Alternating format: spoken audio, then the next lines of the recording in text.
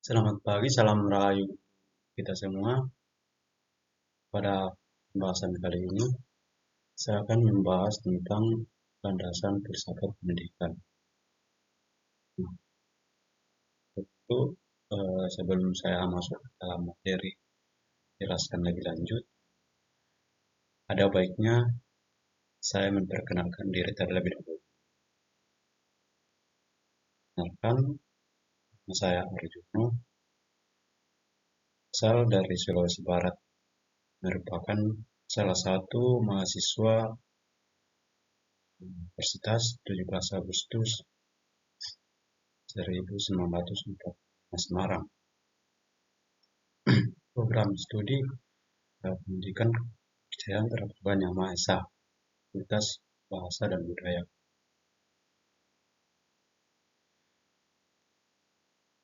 Tujuan daripada pembahasan kali ini adalah untuk memenuhi ujian tengah semester dari mata kuliah pengantar filsafat pendidikan dengan dosen pengampu Sony Junaidi, SPD, MPD.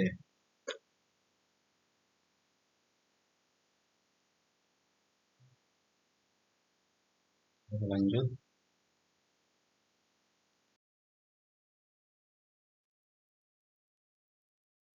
dalam kajian materi landasan filsafat pendidikan ada 3 materi pokok, yaitu ontologi filsafat pendidikan, epistemologi filsafat pendidikan, dan yang terakhir ada aksiologi filsafat pendidikan.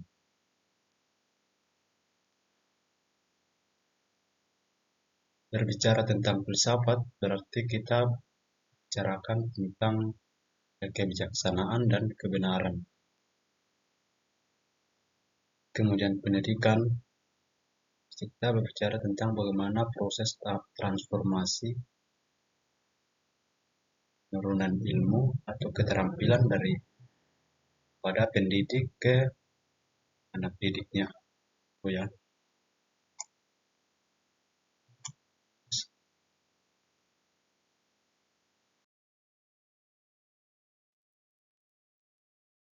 Landasan filsafat pendidikan yang pertama, seperti yang dijelaskan, yang saya sampaikan di awal, yaitu landasan ontologi. Landasan ontologi atau sering juga disebut sebagai landasan metafisik. Karena landasan ini merujuk kepada keberadaan atau substansi sesuatu.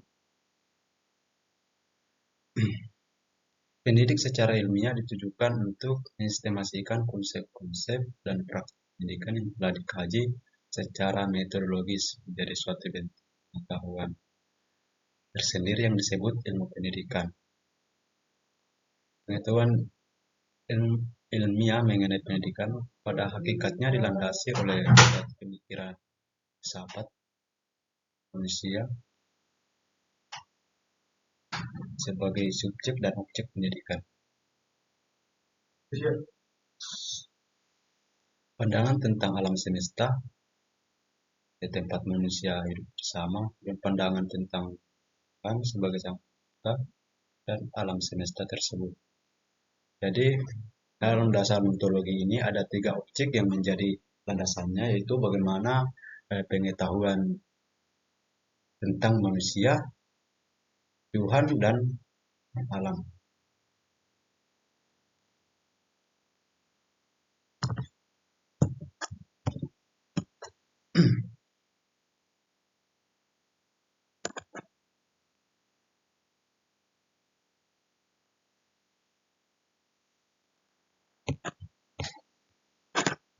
Oke.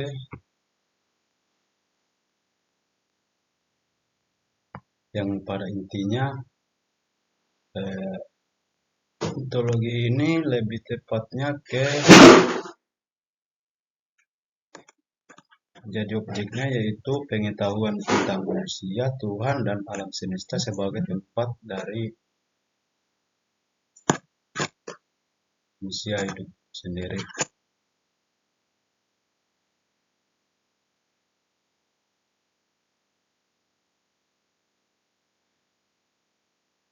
Kristologi ini memberikan dasar bagi pendidikan mengenai pemikiran yang ada, yaitu pemikiran tentang Tuhan, manusia,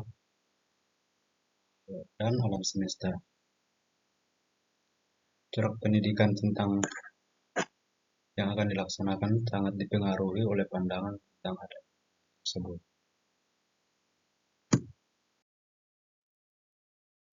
Kita masuk ke materi yang kedua, pembahasan yang kedua itu landasan epistemologi.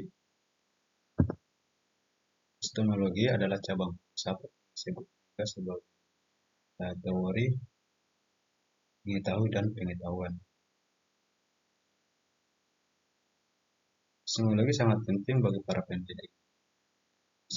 Konsep dasar dan sangat umum dari proses mengetahui, sehingga erat kaitannya dengan metode pengajaran dan pembelajaran. Sebagai contoh, seorang yang berpaham idealisme berpegang pada keyakinan bahwa proses mengetahui atau proses kognitif sesungguhnya adalah proses memanggil kembali ide-ide yang telah ada dan bersifat batin dalam pikiran manusia. Jadi apa yang sudah berkembang di masa lalu akan diajarkan kembali di masa depan atau masa sekarang.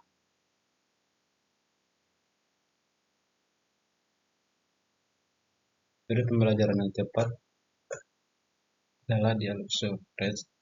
Dengan metode ini, guru berusaha menstimulasi atau membawa ide-ide latin ke dalam kesadaran subjek didik. Ya, seperti yang dikatakan bahwasanya sudah berkembang di masa lalu akan digunakan di masa sekarang.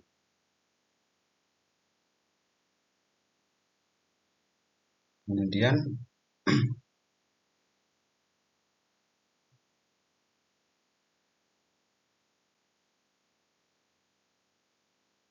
dengan begitu menanyakan pertanyaan yang mengarah pada munculnya ide-ide dalam dialog. Jadi apa yang sudah muncul akan terus dipertanyakan sampai memperoleh kebenaran yang sebenarnya melalui penelitian.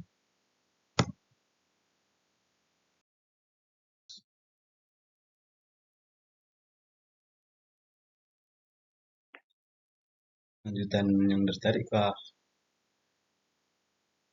kaum realis berpandangan bahwa pengetahuan berasal dari sensasi indrawi yang subjek terdapat atau merupakan bagian dari manusia. Pada kaum realis ini berpandangan bahwasanya pengetahuan itu berasal dari indera. Apa yang dilihat secara langsung oleh manusia. Dan pemikiran itulah muncul konsep dalam diri manusia melalui proses abstraksi data sensoris. Seorang membangun konsep yang sesuai dengan objek-objek dalam kenyataan. Pada kajian realis ini beranggapan bahwa banyak pengetahuan itu berasal dari pengalaman, bukan dari pemikiran. Jadi apa yang dilihat itu yang menjadi pengetahuan.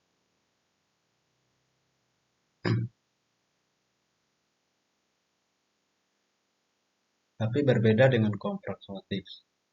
Pandangan bahwa manusia dapat menciptakan pengetahuan dengan bertindak dan saling bertindak dengan sebuah rangkaian dari pemecahan masalah, sehingga metode pemecahan masalah dipandang sebagai metode yang paling tepat dalam pembelajaran. Jadi maksudnya di sini apa yang dilihat dan apa yang dipikirkan, sehingga jadi menimbulkan rasa penasaran untuk mengkaji lebih dalam dan membuktikan bahwasanya pemikiran dengan apa yang dilihat itu adalah sesuatu yang benar-benar terjadi.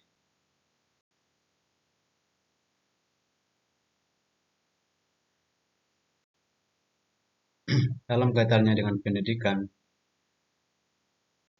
Nair menjelaskan bahwa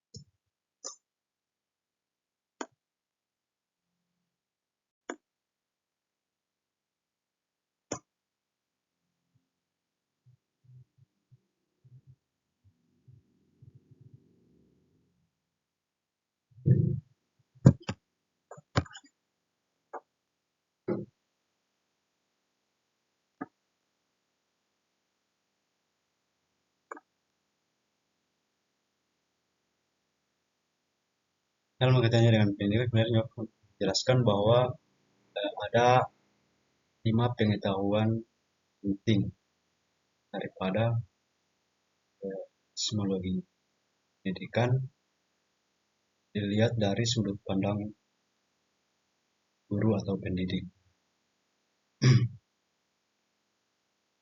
Pengetahuan tersebut yaitu salah satunya adalah pengetahuan wahyu, pengetahuan intuitif, pengetahuan rasional, dan pengetahuan empiris. Nah, pengetahuan wahyu itu apa sih? Pengetahuan wahyu adalah pengetahuan yang diberikan Tuhan kepada manusia. Itu segala bentuk pengetahuan yang berasal dari Tuhan yang dalam hal ini dengan kekuasaannya Tuhan mengilhamkan ke orang-orang tertentu untuk menuliskan kebenaran yang diwahyukannya kepada manusia tersebut, sehingga kebenaran wahyu tersebut dapat diketahui oleh semua manusia. Kemudian ada pengetahuan intuitif. Pengetahuan intuitif ini bersifat pribadi. Seseorang menemukan pengetahuan tersebut dalam dirinya sendiri, yang bersifat insting. Atau insting adalah pengetahuan yang tiba-tiba muncul dalam kesadaran berupa ide atau kesimpulan yang dihasilkan dari proses panjang kerjanya.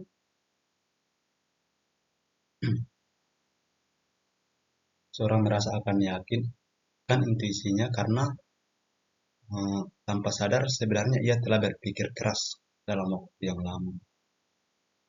Jadi para pengetahuan intuisi ini lebih tepatnya ke ide-ide yang sebenarnya sudah berkembang dalam pemikiran kita sejak lama. Kita penasaran dan membuktikannya melalui suatu proses pembuktian kan kajian-kajian tertentu.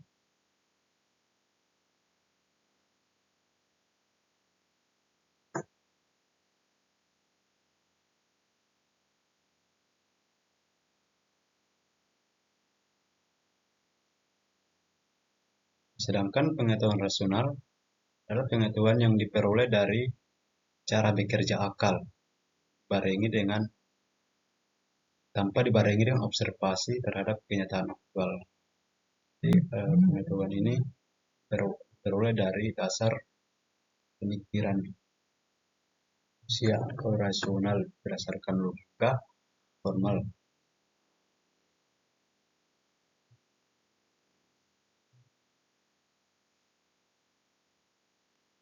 Sedangkan pengetahuan empiris adalah pengetahuan yang berdasarkan pada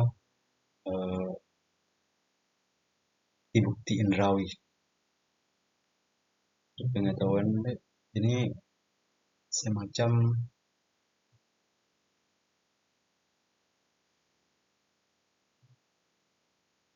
pengalaman lebih gitu.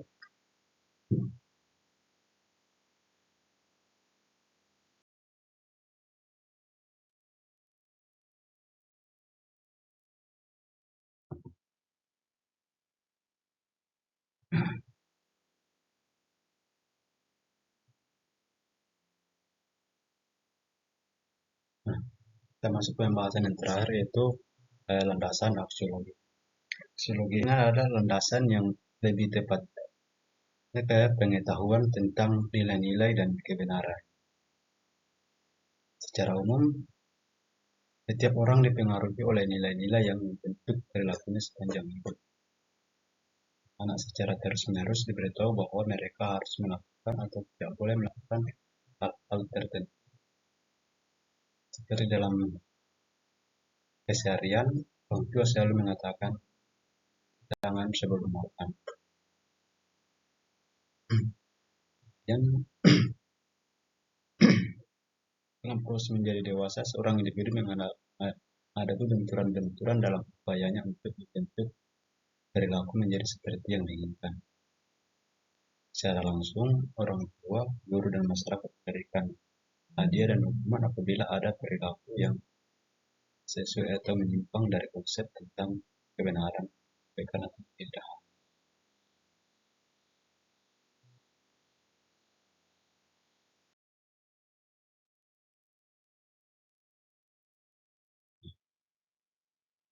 Itu tadi eh, penjelasan singkat mengenai landasan filsafat pendidikan. Kira kata tidak ada kesalahan atau kurang kejelasan dalam penjelasan tentang landasan filsafat pendidikan. Mohon maaf, saya tutup dengan salam rahayu.